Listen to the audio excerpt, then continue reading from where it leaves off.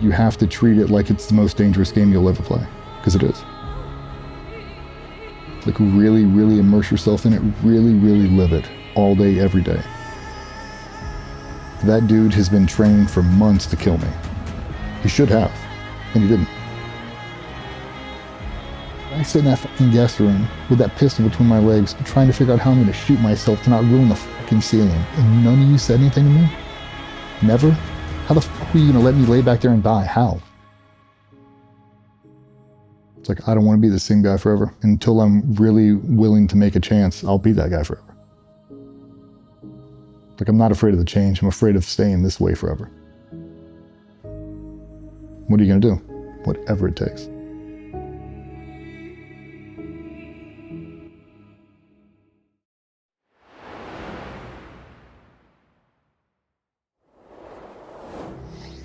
You would go out and we'd build a target package and we study you, sometimes for weeks, for months. Sometimes it's a thing we've been chasing you for years, and multiple guys try to get you. We just can never neck you down. So I've been staring at your face, we'll just say for 4 months, nothing but your face. People in between, but you're the big fish we're all going after the entire time.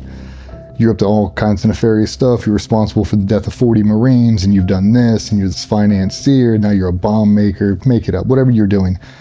And I'm staring at your face all day long. I've got a printout next to my computer. I'm writing emails and I'm looking at you. I FaceTime my wife, I'm looking at you. I'm burning a hole through you. You're ingrained in my memory at this point. And then eventually we get a call, we found you. Now we're gonna go find you, and we'll fly in on a helicopter wherever it is, and we'll do a long walk in, or we'll parachute in, we'll do whatever we have to. We'll surround the house and we'll do an assault. Really, really quiet, not a sound. You won't hear the gate open, you won't hear the door open. It's eerily quiet. And whatever happens on the inside, if you want to be a hero and you want to shoot it out, you shoot it out, and at the end of the day, you get killed. We've got to go through, we got to clear the rest of the target, the neighbors are coming out, they're shooting at you, helicopters are flying by, bombs are getting dropped. And in the course of that clearance, you run back and you see all his kids, his wife, his grandmother, all laying on top of him just screaming. They don't know he's a terrorist. They don't know who that dude is. All I see is a 4-year-old with her arms wrapped around this dude's neck, screaming like you've never heard before. Like, what am I supposed to do for this thing right now? I think about it in reverse. If a SWAT team came in here and killed me in the middle of the night, what my 5-year-old would do. Like, what she would sound like. And it's hard to block that out. It's hard not to see the human aspect of it. Like, they don't know he's actually hunting us. They don't know what he's doing. That's Dad. That's whatever they call him. That's the dude bouncing around kicking soccer balls outside at 12:30 in the afternoon on Thursday. I just watched him do it. He's helping hang clothes on a clothesline. He's doing everything normal. It's just when they go to bed, now he's doing really bad stuff. They don't know that. And they don't know that after he's dead. All they know is that you with that flag on killed my father. That's all they know. And there is a burning hatred that you see. It's usually the boys. I've seen it a couple times, and you'll watch them shift from that to you, and the look in their eyes when it goes. You just created a monster. I look like a little kid, and they naturally gravitate to me. They just do. I've had multiple little kids come up, and I just pick them up. I'll walk them around the courtyard, just try to get them in a good spot, put them over with the wife and kids, but try to crack Kim lights, try to give him candy, try to do whatever, and I think about, in reality, what that must feel like. Like, now I've got this dude that looks like some alien. Quad tube night vision, cut off this, big beard, long hair, and you just shot my father in the face, now you're giving me a Kim light? And a packet of Skittles? Yeah, thanks, dude. And some of those things, like, those are the ones that really haunt me.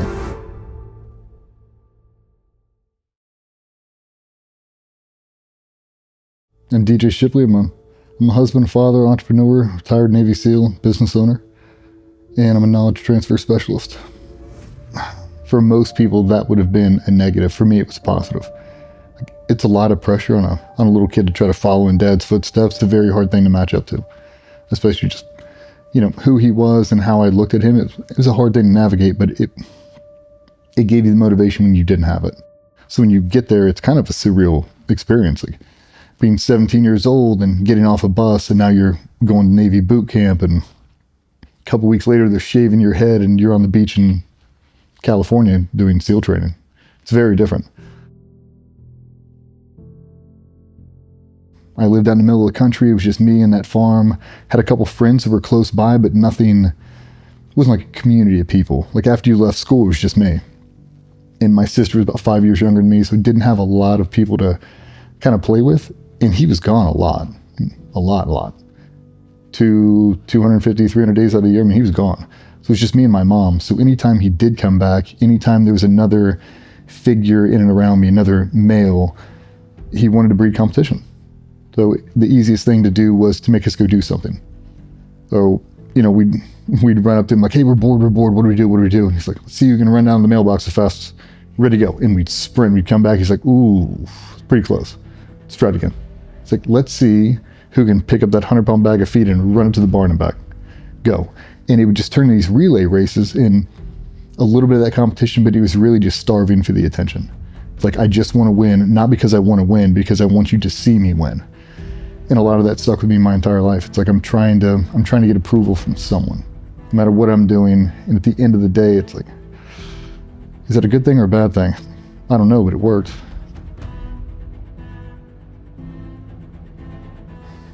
Those timelines were so hard to manage. I mean, from sleeping in the barn with animals that had just given birth, I mean, all the way through. But I mean, waking up at 4:30, 5 o'clock in the morning and feeding everything we had. We had everything in between, and they have to get fed every single day, every single night. You got to clean out the pens, and the only time to do it is before you wake up.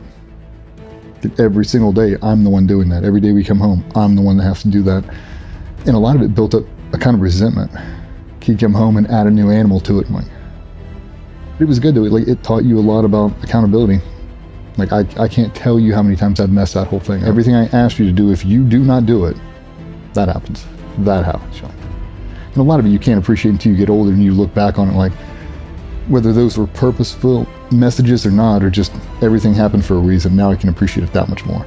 If you don't do this, this happens. You have to do this, and setting the alarm clock every single morning. And a lot of it is just sacrifice your sleep.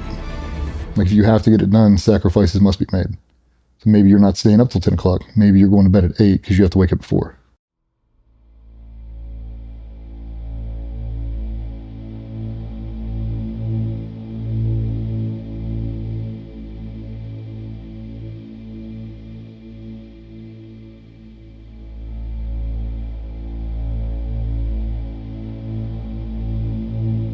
You know, it's, did you exhaust all the resources?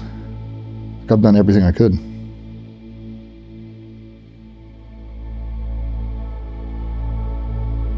It's not for a lack of effort. If I didn't make it, I'm just not good enough. I need more time.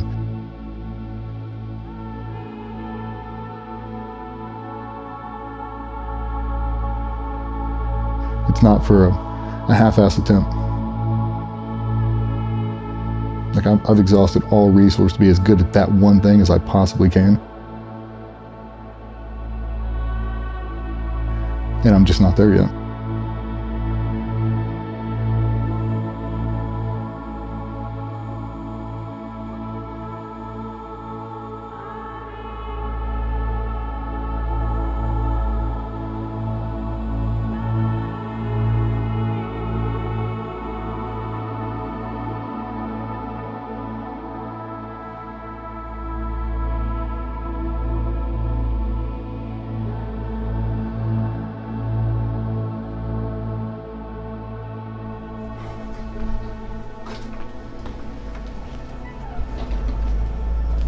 Propped open. Cool. Oh. Yeah, usually you've got like 6 or 8 dudes. Just skeleton crew this morning. We were all traveling all last week. A lot of the guys were out of town. Yeah, it's usually a morning routine. Knock out some cold plunge, quick shower, fitness, 20-minute walk. We go back, make everybody a protein shake, take a shower, and then kind of start the day. Just a chance to check in, kind of line priorities for the day, priorities for the week. If anybody's got any stuff going on, we kind of talk about it now.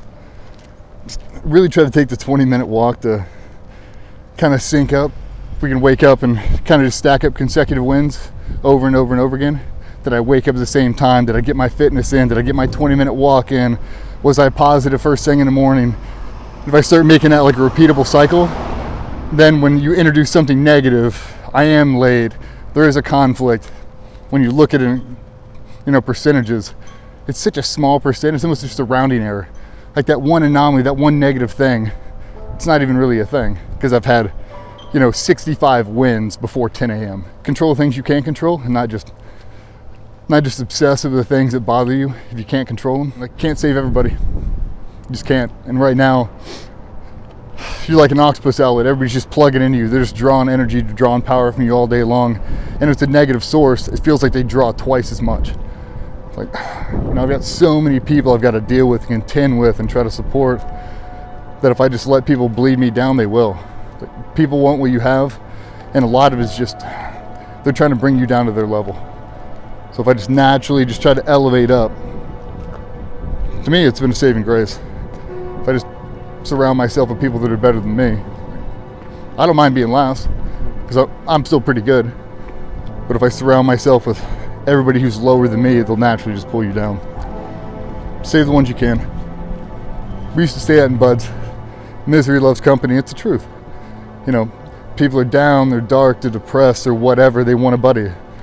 If they're an alcoholic and they want to drink, they want you to drink too. It's like they don't care you're 10 years sober. They want a drinking buddy.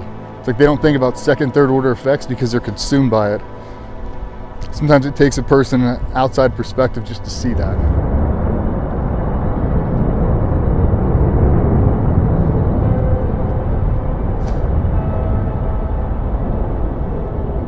I came home one day and we kind of got into a big blowout. I don't remember what it was. It was a stack of paperwork, and he's like, "You're going to graduate high school in 2 months and you're getting out of my house." It's my junior year. The towers had just fell. I'm like, "What are you talking about?" He's like, "I'm done. You're out.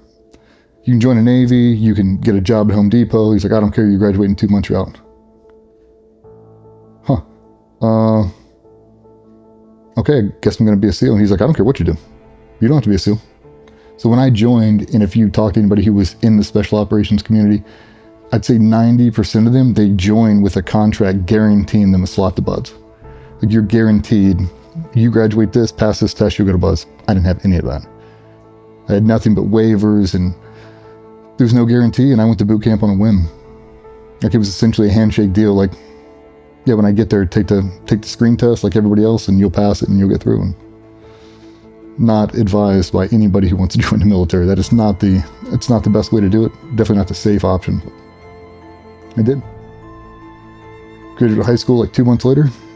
And I think in that process, I kind of switched him. Because he didn't care what I did. Joined the Marine Corps, joined the regular Navy. I don't care. Don't go to Buds. Go to Buds. I don't care. And I just started training every day. And we did the most unconventional things, but he knew how to get through it. We'd sit on the living room table with, he'd put weights on the end of my feet, and I'd do ankle rotations to strengthen up your ankles for finning, swimming to fins on. Just the whole thing, just really, really getting ready for it.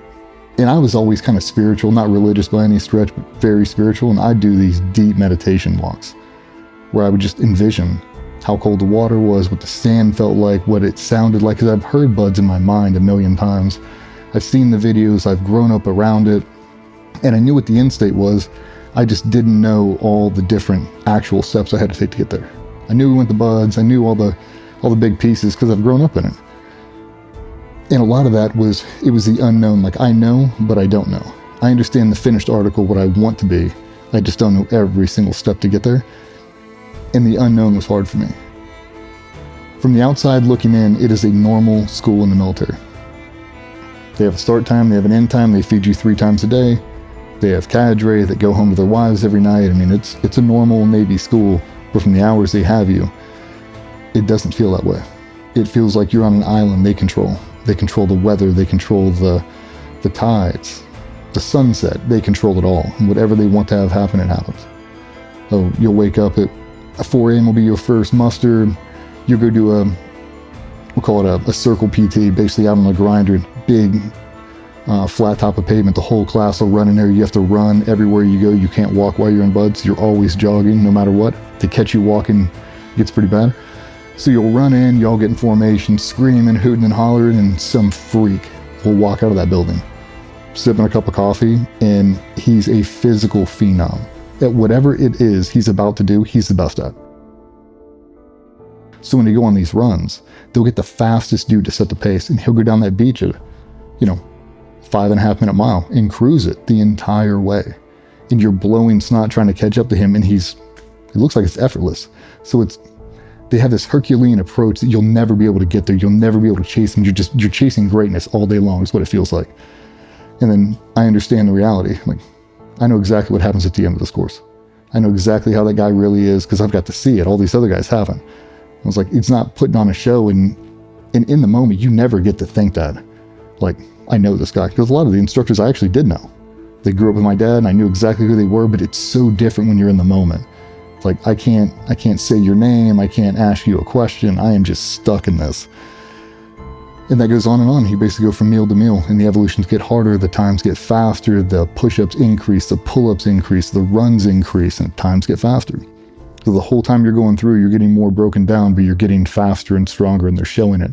So all the standards increase. Which you could get away with 3 weeks ago, you can't get away with now. Now it's exponentially harder.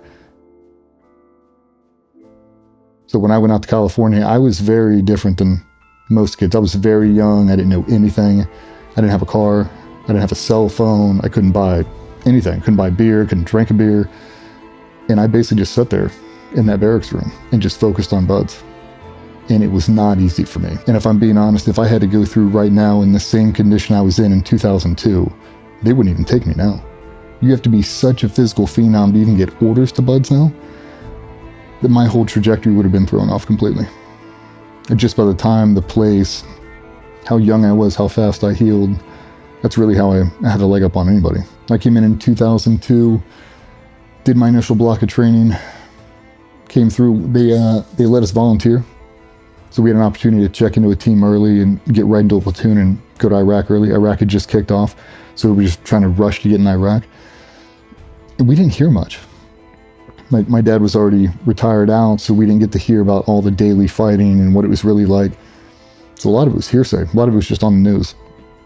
Or you talk to cadre, the new bud instructors that just came back from Iraq or Afghanistan, so they were like the new hotness. They'd walk around the compound and you just look at them.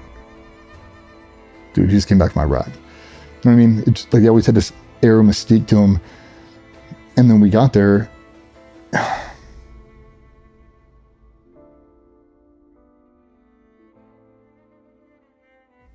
Checking into the team was different because I knew a lot of the guys. I knew a lot of the senior guys. I'd kind of grown up with them, but I'm not connected to them. It was never a, hey, what's up? It was never like that. And they made it known. Like, some of the guys I've known my entire life. And then we went to Iraq, and I felt like a fish out of water for the first couple weeks. I couldn't believe it was happening because I wanted it. Like, I wanted to go to Iraq so bad. I wanted to go to Afghanistan. I wanted to get into a fight. And then when you got there, I felt so immature. And not immature, like maturity-wise, but immature in life. Like, it was hard for me to wrap my head around because you'd hear all this stuff on the news about WMDs and oil and all of this and, all this negative spin they would put on it, and none of that mattered. None of it mattered. Your political views don't matter, your religion doesn't matter, your race, color, creed doesn't matter. These dudes are trying to kill your ass all fucking day. And it was. And a lot of it you felt helpless because you would just drive these routes trying to get from base to base, and you would just see this wreckage on the side of the road. It's just, there's no way anybody survived that. Not a chance. And you're just waiting. So a lot of it, you get on these roads and you'd be on a breath hold, man, as long as you could go, and you're just these dudes would sit there on the other side of the bridge. So you would, enter on the left side or enter on the right side, you'd come out on the left, and everybody would zigzag because these dudes would sit on top and they'd pull pins on grenades. And as soon as you drove through, they'd launch them, trying to land them inside of your turret. It's like, and there's just people up there the whole time. So there's nothing you can do. You can't just shoot them. They're not brandishing anything. You're just waiting for a tink, tink, and that's it. So every time you drive on them, you're just looking at these people, like waiting for something to lob over and just, oh God. And you'd hear explosions in the distance or up in front of you or behind you. And you're like, oh my God, when's it going to happen? And because of the quarantine and the lockdown, they had everybody on. I mean, we went weeks. You wouldn't see anybody. We'd do daytime patrol. You'd see everybody out. And then as soon as the sun would set, ghost town. I mean, nobody. We went out dozens of times. I never saw anybody. Never. You're like, what is going on here? Like, is there anybody even here? And then all of a sudden, sure as shit, you got to give them time. Now they all start to come out. It's like, oh, okay. Like, this is real. These people are actually trying to kill us all. And it doesn't matter why you're here. Like, you're here to try to liberate people. You're here to try to make the country. Doesn't matter. They don't care. And once you kind of get over that, you realize that it doesn't matter why you're here.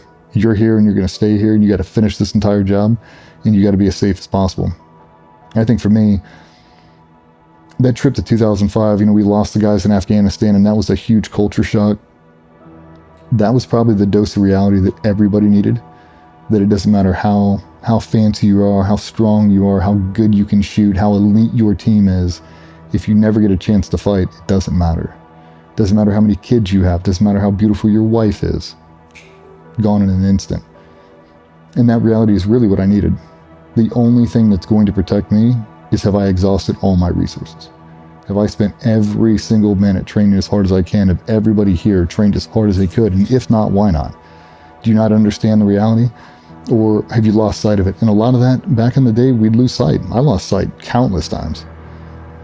Drinking, fighting, doing stuff we shouldn't have been doing. Not being a professional.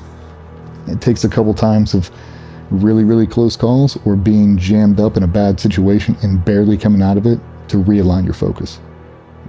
These are real bullets, man. Those are real grenades and those are real people that are trying to kill you. And if you are just not better than they are, they're going to get you. And a lot of the times, it doesn't even matter. You understand the timing thing. And you can have the best tactic in the world, the most trained dude in the world. And if you're looking that way, when that dude comes out of that door, doesn't matter how good you are. You'll never see him coming. A lot of it, you don't want to chalk it up to fate, but a lot of it is. A lot of it you can't control. If you spend your whole time obsessing over that, it really, to me, it weeds down your confidence. It's like, I've exhausted everything I can. And if my plane gets shot down, my plane gets shot down. There's nothing I can do about that. I can't fly the plane too. Can't do it all. But have we exhausted all our resources to take out all the variables we can? Yeah. Are we all as trained as we can be? Yeah. Am I physically fit? Yeah. Am I mentally in tune with everything around me? Yes. Can't do anything more than that. Let's go. I feel like the more and more you do it, the more confidence you build after a while, but it takes a little bit.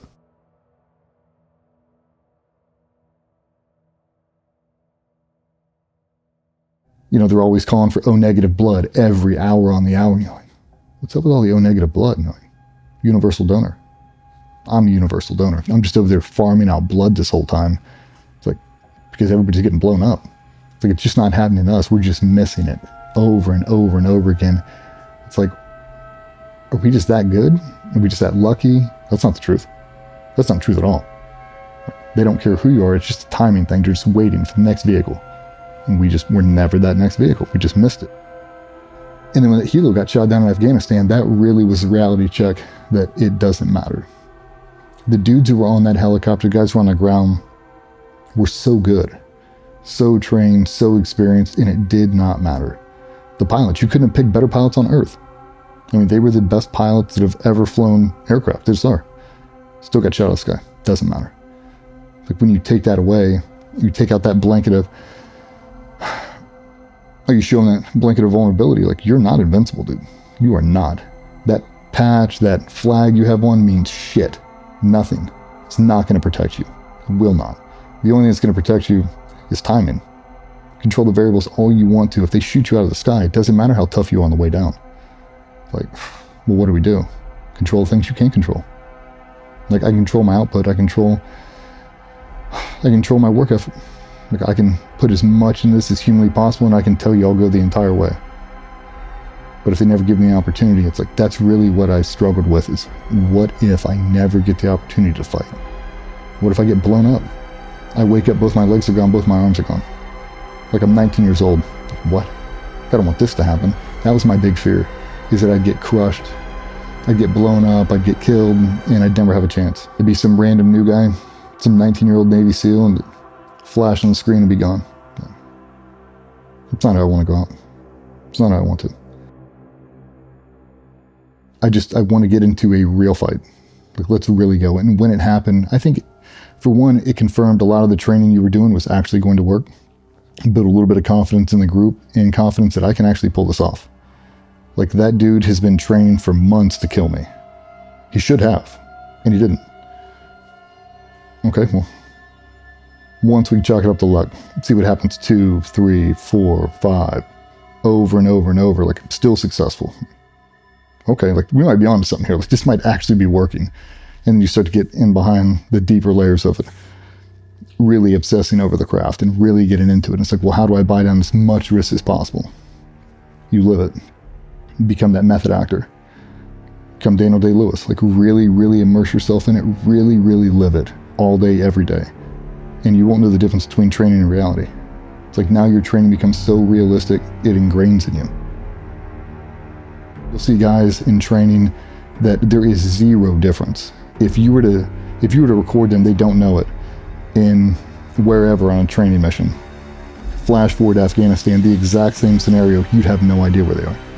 It looks the exact same, the mannerisms are the same. If it's a paint round going by them, like a paintball, or an actual AK-47, their body change doesn't.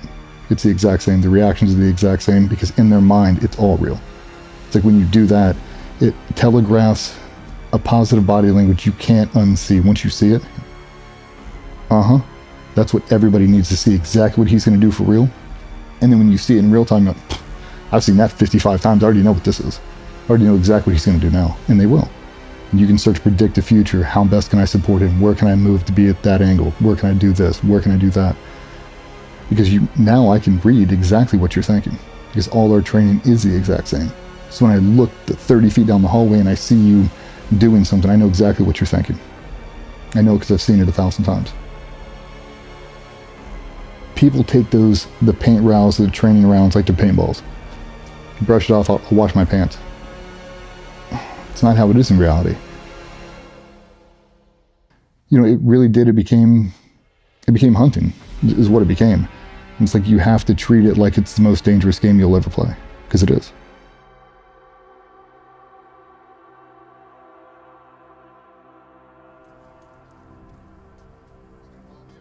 Yeah, we'll just follow you down.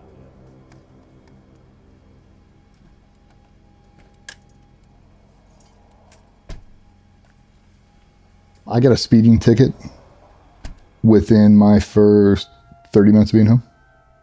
I pulled out of the team. I took a left. We were all going to go. I didn't drink I used to drink Corona back in the day on a fake ID. And all I wanted was a Corona with the boys at a certain bar we have down the road. I was like, that's all I want. So we went to Germany for a couple weeks. Like, get a beer. I'm like, nope. I'm waiting till we get stateside, get a Corona. I'll be good. That's all I wanted. I pulled out of the team, took a left, and started hauling ass down the road. And I don't know what was going on. I disregarded everything. And maybe that's just an immaturity thing. But there are no red lights in Iraq. There's no yield. There's no stop. There's whatever you want to do, whatever you have to do.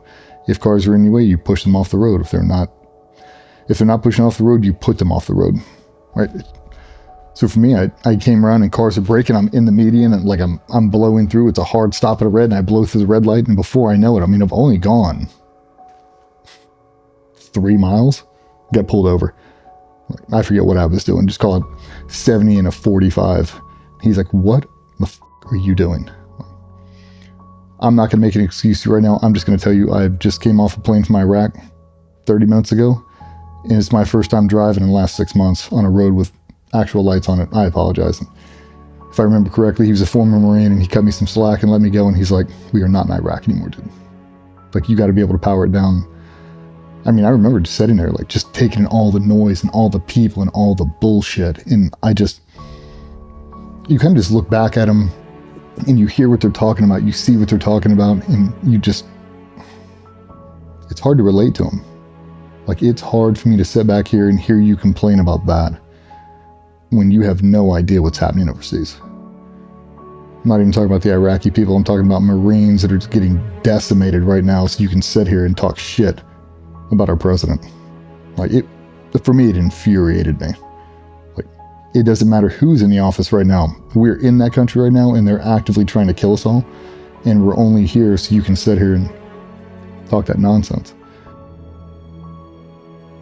When you come home, you're the real deal. Like, I'm the fucking reason we're all here. I am. That job, as much as you resent it, is the only reason you're sitting on that couch. Without them, there are no bills to pay. That creates stability for this whole family, and if I don't do it, what are we doing? I'm not going to Home Depot, I'm not getting any other job, and if you don't want to fucking be here, leave. You want to take the kids? Fucking go. Do it before I deploy. I don't care. And I'd say it just like that. If you don't like the way this fucking train is going, you can jump off anytime, honey. I'm not slowing down for you. And that was really the ego, is I had to build up these walls, and I had to build up that in my mind so I could be that Neil McCauley from Heat. I'll walk the away from you right now, as much as I love you. And a lot of that is I'd never really show it. I'd show it in the honeymoon stage, and then I saw the reality, and I was like, I can't do that. Because there are times in that career path where you have to be ready to self-sacrifice. And it is a very hard thing to do when you were thinking about your wife and kids. So that is what the name of the game was. I am not thinking about you. And I tell them that now. There wasn't a singular time that I allowed them to go into my conscious thought riding on a helicopter on the way into the target. Never. I would not allow them. I didn't call them before I left. I usually didn't call them after I got home. But they weren't on the forefront of my mind. And if we're being honest, if you looked in all my photos, you won't see pictures of them hanging up inside my room. I try to keep that out of sight, out of mind. And I know that sounds fucked up for me because I do love them. And hindsight being 2020, I would have left for them. But at the moment, I wouldn't have. If you would have asked me now if I would still in, she's like, I need for you to retire, I would have retired. Knowing what I know now. Back then, I would have told her to pack her shit. And that's really what it took. Like, for me to do that job at 100%, to be able to run in and sacrifice myself right now for you, I couldn't have anything tie me down. Don't get attached to anything you can't walk away from 30 seconds flat. It's like, am I willing to walk away from my family right now and get on this airplane and never see them again? Yeah. Why? Because I love everybody on this airplane equally. Because I love this job more than I should. So yeah, I'm willing to sacrifice them and their future to get on this airplane with you, because this is the only thing I want to do. Anybody who does something that they obsess about, or that they think that is the reason they were put on the earth, the mental health aspect and just how much you sacrifice to do that one thing, it's hard, but it takes sacrifice. It takes what it takes. And a lot of people, they can't thread that needle. They can't have a strong family life and a strong work life. I think as you're setting that foundation, it takes a lot of sacrifice, a lot of personal sacrifice, and a lot of it is just time with you. Don't bring a wife into it. Don't bring kids into it. You need to sit there and build your foundation to withstand all the other stuff you're about to ask it to do.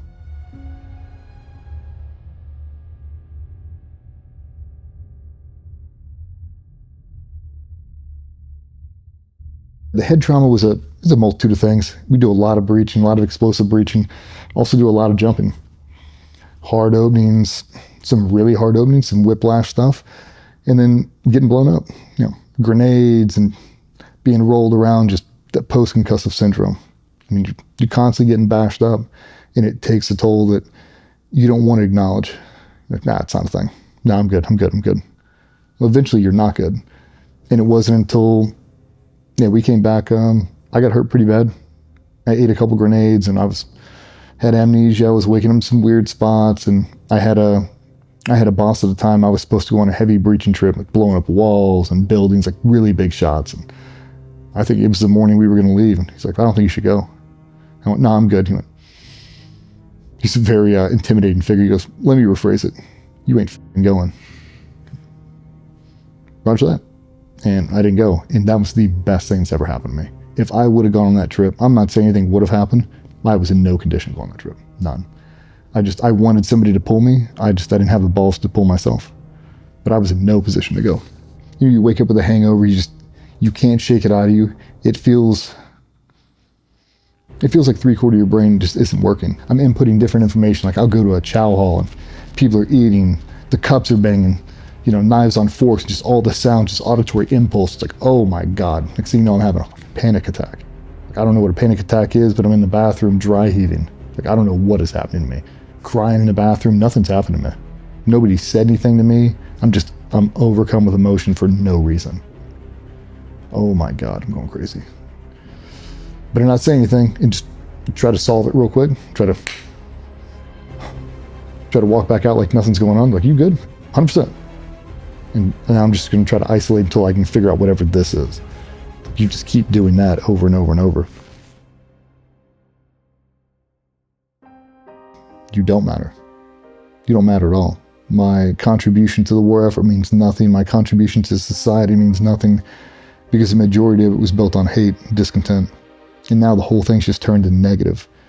It's like I never wanted it to be. I only wanted to be positive. I'm happy by nature. Like, how did I end up like this? How did I end up like this? Just having like this self-reflection, like, and how the fuck did I end up like this, dude? And then you're sitting around this room with all these dudes who you've looked up to your whole life, and they're saying the same thing to you. I'm like, dude, I sit in that fucking guest room with that pistol between my legs, trying to figure out how I'm gonna shoot myself to not ruin the fucking ceiling for months, dude. Months. And none of you said anything to me? Never? Out of all the conversations we had, all the times we've been deployed, all the times we sit on 8-hour fucking road trips, just you and me, you've never said that to me? How? How the fuck were you gonna let me lay back there and die? How? It's like, I was fucking pissed, dude. Like, if you knew how close I came to shoot myself back there, you would have fucking told me, man. If you don't ask and you don't tell anybody what you're going on, no one's going to know. If you do not give this thing a voice, you'll just end up like another statistic back there. Another bloody spot on the fucking ceiling. Somebody in here cleaning up the carpet, selling the house. Like, that's how you end up. That's how your story ends. If you don't say it, if you don't give it a voice, if you're not just open and honest. I was going to wade out in the water and waist deep and shoot myself in the head. That was the hardest drive of my whole life, is trying to get myself in a position where I was going to make the decision. And I don't know how much time I would have given her, not long, 15 minutes, 20 minutes, and I just was going to walk out on the beach and get it done with. Like, just nothing else to do. Where was that? In right down the road. Yeah. About 15 minutes from here. Yeah, man. She called and I answered. I think about it, if she would have called and I just would have said, not answered it, then what?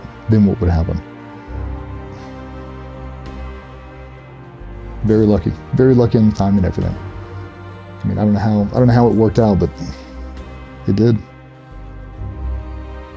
I think that's what happens to a lot of people. They feel like they're in this corner, they can't get a way out of it. They don't see a way out of it, or they're on a different plane now than their spouse or whatever else, and they make permanent decisions without realizing the outcome.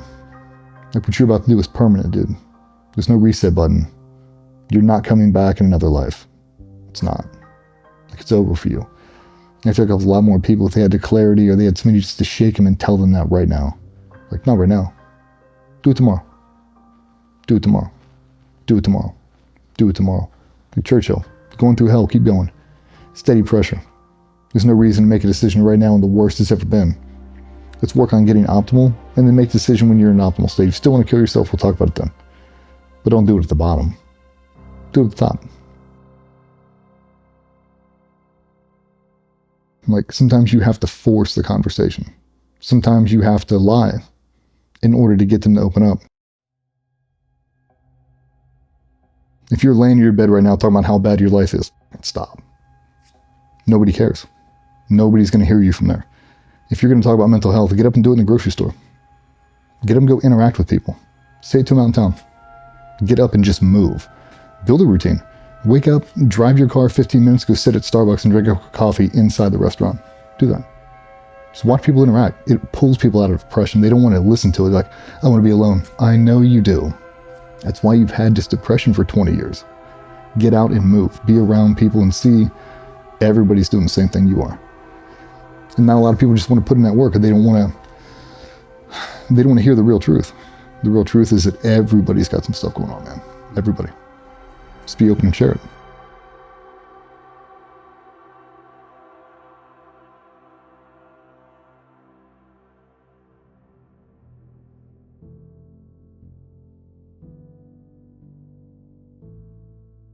You can't take a vacation. You can't go to a men's retreat. You can't do this. You can't do that because you gotta You got to provide, you got to raise kids, you got to be a good husband, you got to do this, you got to do all the other things.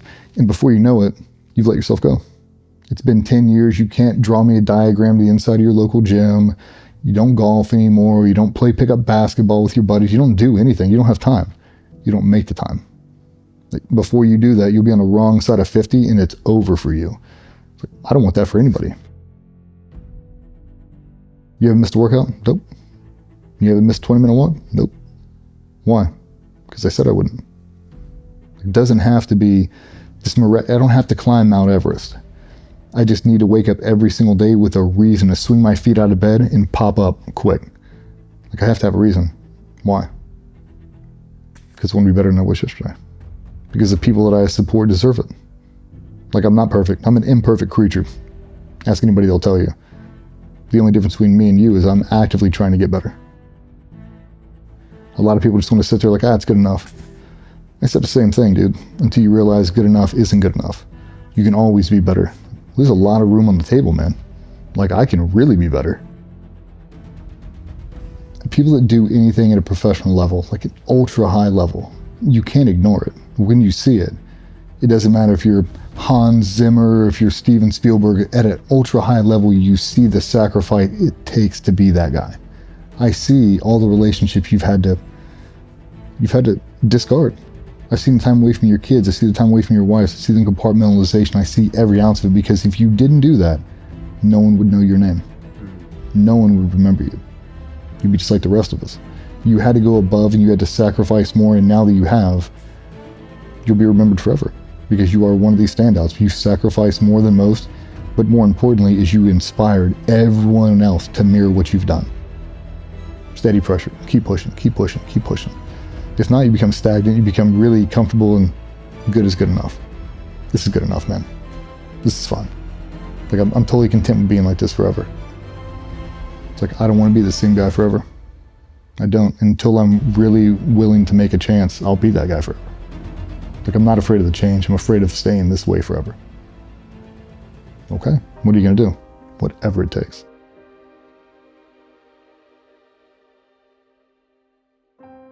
Every single mistake I've ever made in my life that I can recall right now could have been solved with a singular question.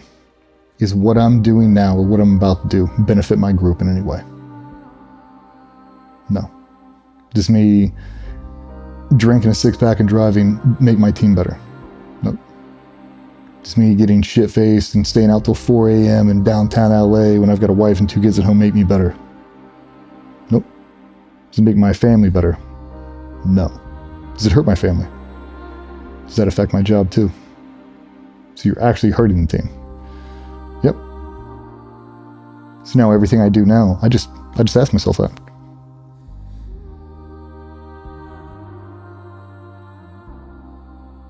Thank you so much for watching the documentary of DJ Shipley, edited by my sister, Niamh Mulligan. And a massive thank you to the whole team for making this production happen. Guys, I just want to say a huge thank you, as always, to our sponsor of this video today, Huel. Huel is something that I've been drinking for the past few years, and whilst traveling the 3,000 miles around America to make this documentary happen, this is all I was drinking. This is all I was eating, was Huel and Huel Black Edition. Huel Black Edition has 26 vitamins and minerals, 35 grams of protein, and slow release carbs, which means that I feel full and satiated throughout the day, and I get all my protein that I require whilst I'm trying to train for the world record stone lift for the world's heaviest marathon. But also, it's not just me who believes in this product, and it's not just me as an athlete who uses this product. You guys may know the hardest geezer who ran across the whole of Africa, the length of Africa, and he was consuming this whilst he did it. So if you want to enhance your performance, if you want to get the nutrients whilst you're on the go, or if you just live a very, very busy life, then Huel is an absolute game changer. So if you want to find out more about Huel, and specifically their Black Edition, which I think is the best product they have, go to the link in the description where you can find exclusive offers like a free t-shirt, shaker, and much, much more down below. Thank you for watching the documentary. As always, have a blessed and productive day. And if you haven't, please hit the notification bell, the subscribe button, and think about becoming a channel member for exclusive benefits over at Mulligan Brothers Interviews. Thank you for watching. I'll see you in the next one. Peace.